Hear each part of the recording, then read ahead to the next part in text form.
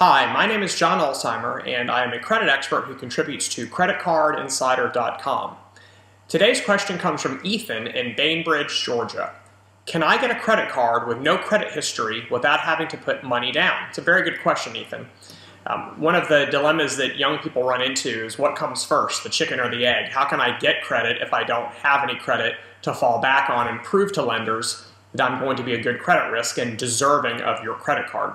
So what you're referring to in your question when you ask about putting money down is a secured credit card. And there are many different types of secured credit cards, but generally speaking, the bank that issues those cards asks you to put a deposit or make a deposit to the bank, and then they will generally issue you a credit card with a credit limit that is equal to or very close to the amount that you put down. So if you deposit $500, you're probably going to get a credit card with a credit limit of $500. A lot of people don't like to do that because that's your money, you've put it down, you can't use it for other things. It's basically just sitting there acting as security for the credit card issuer.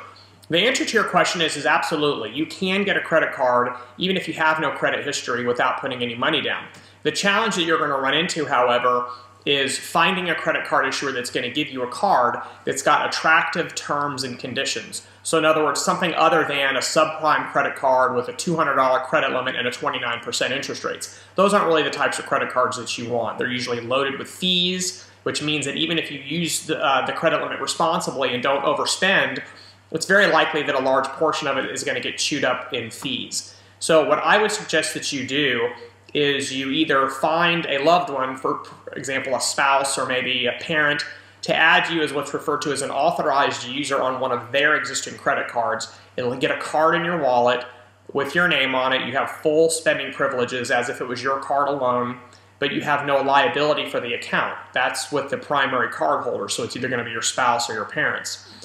Then what's going to end up happening is the credit card issuer is going to start reporting the history of that particular account to your 3 credit reports. That's very good news because that's a way that many young people establish and build a credit report from scratch.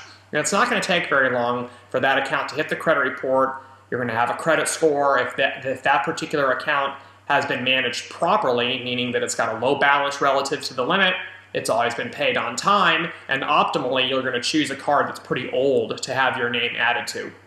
These are all very beneficial in credit scoring systems. And this is going to show up on your credit report even though you didn't open the account in your name. And you'll be able to fall back on that, and the credit score is going to be pretty decent if that's the type of history you have. And then you can go out and shop for a card on your own and get one that's generally not going to require some sort of deposit. But here's something you're going to also want to keep in mind.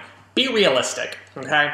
You're not going to go out as a young person with no credit history or a very limited credit history and find credit cards with $25,000 and $30,000 credit limits and 7.9% interest rates. Those just aren't going to be in your cards right now. They will be someday after you have a well-established credit report with many, many years of experience. And if you pay your bills on time, then credit card issuers are going to throw those types of accounts at you because they really want you as a customer. So it takes time. You may have to depend on a secured card to establish credit. You may have to depend on the authorized user strategy to establish credit. You may have to even go and open retail store credit cards, so the cards that are branded with a store that you generally like to shop at. They've usually got very low credit limits. They have pretty high interest rates, and so they're structured like subprime credit cards. So that makes them much easier for people who have limited or no credit histories to get.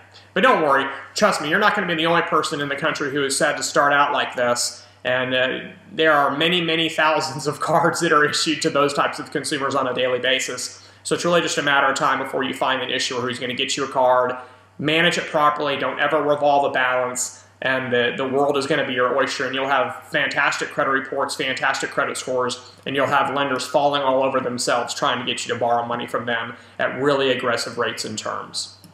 If you have any other questions pertaining to credit or other financial topics, please submit them to CreditCardInsider.com or in the comments section below. Thanks a lot for your time and have a great day.